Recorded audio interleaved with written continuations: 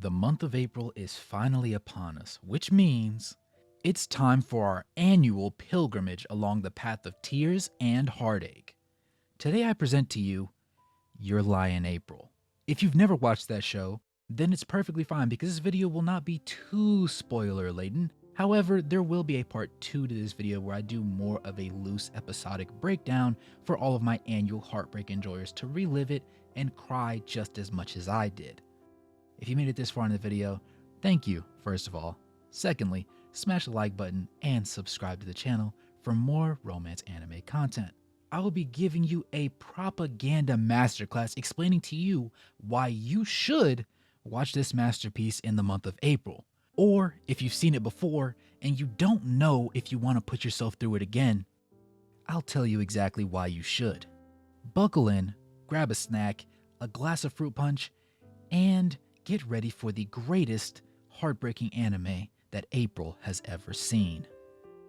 I've always had a taste for the more musical, science, and well-storied things in life, and this show includes 2 of those 3 things. Arguably 3, depending on how you feel about the medical conditions involved. However, if you say that this is inside of your top 10, then you garner my respect because it shows character and personal preference.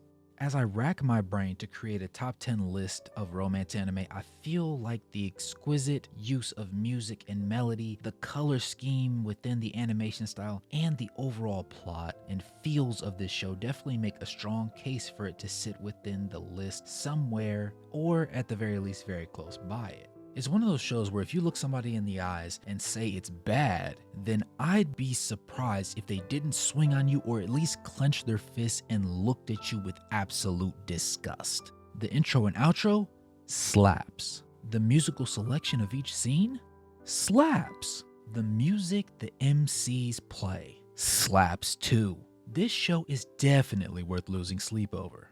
We start the show following our male MC, Kosei Arima, who was trained to be a borderline genius pianist from an extremely young age, but loses the ability to hear the piano that he plays after the loss of his mother, who was the one that was driving him. He ends up happening upon Kaori, who was a darn good violinist in her own right. The interesting difference between their musical styles, aside from the obvious they play different instruments argument, is the fact that he was tightly held to normal coaching standards and is a rather conventional player of the piano. Meanwhile, Kaori is a polar opposite and challenges the traditional ways of playing with her skills and style with the violin. We open up the show with Kaori seemingly soft dating or enjoying a talking stage with Kosei's best friend Ryota. We also have Sabuki, who's Kosei's girl best friend, and a myriad of other side characters that were well placed and decently fleshed out, at the very least well enough to give the story a certain level of depth. Okay, so I was writing the script as I was reviewing the film, and I remember the show was good, but I didn't remember how good it actually was genuinely. I know this because I thought I had finished this show when I was watching it on Netflix before, when it had originally got added, but I just found out I lied to myself, guys. I never finished the show. And on top of that, I just spoiled it for myself. I literally want to evict the oxygen from my lungs and never consume it again because I don't deserve to. I was dead serious sitting here watching a few videos to make sure I was accurately recounting everything, just to realize that I never even finished. Dude, I'm so cooked. This show is definitely in my top 10 romance anime off of plot alone from what I just saw. I've decided that I will go more in depth, but I will give spoiler warnings before I do big reveals on things essential to understanding why this show is just that good. On that note, we have a minor spoiler here in regards to the well fleshed out characters that we have, being number 1, Kosei, whose mother forced expectations onto him until her dying breath while not tending to the son that she was puppeteering. Sabuki, being in love with her best friend but always being too late to get the job done, and a female lead that does everything to reach a certain somebody, as well as an ever relatable jock archetype that always has all the girls swooning all over him. Nobody in the show has an unbearable voice or an unenjoyable personality, and we even come to understand that Kosei's mom really wasn't as bad as she was portrayed in his memories. You thought you were gonna cry a lot watching the show? You will, but so will the characters within the show because they are feeling the pain right along with you. You really feel involved in every moment. Guess when this glorious masterpiece was made? 2018? 2020? 2022?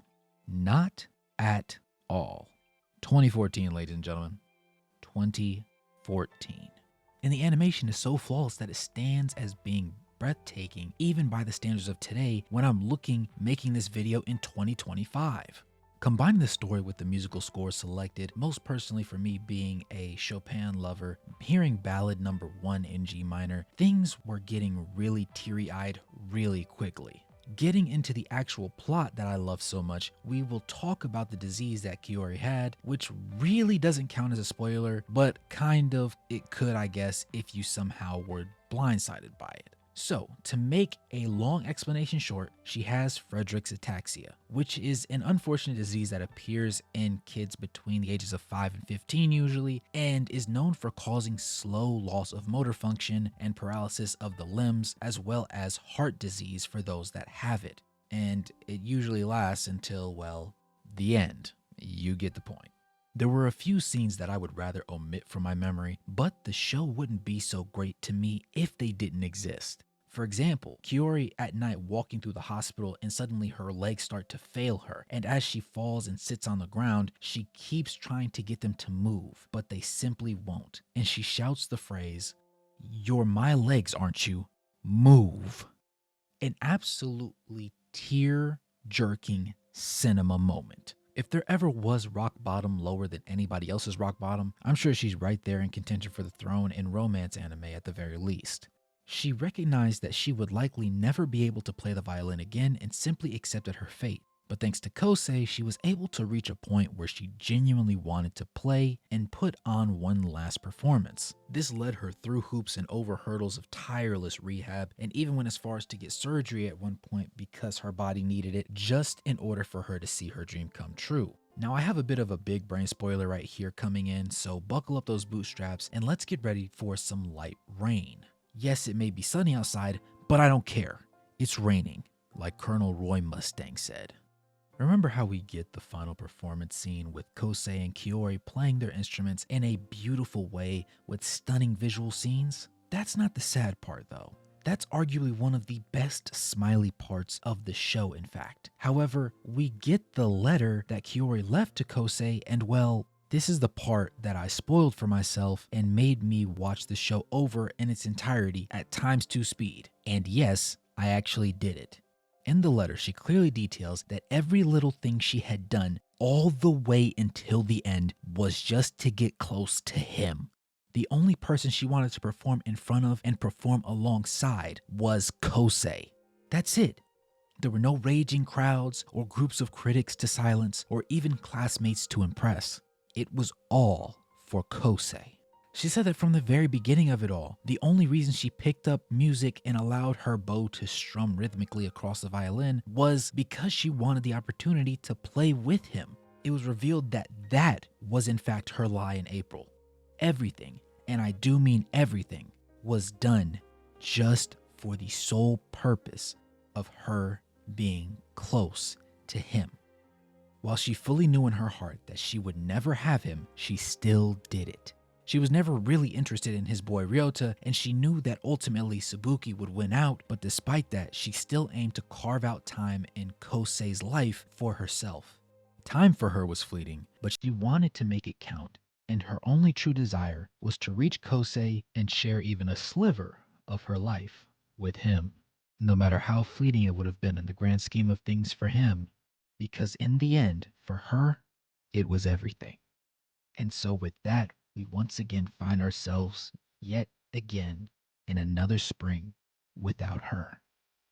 If you enjoyed this video and made it this far, then I appreciate you. And you know what? Go ahead and like the video, as well as subscribe to the channel to help support the content, and even consider joining the Patreon for additional videos and to see more of the behind the scenes work that goes into cooking up all this good stuff. As always, I appreciate you, and I'll catch you, ladies and gentlemen, in the next one.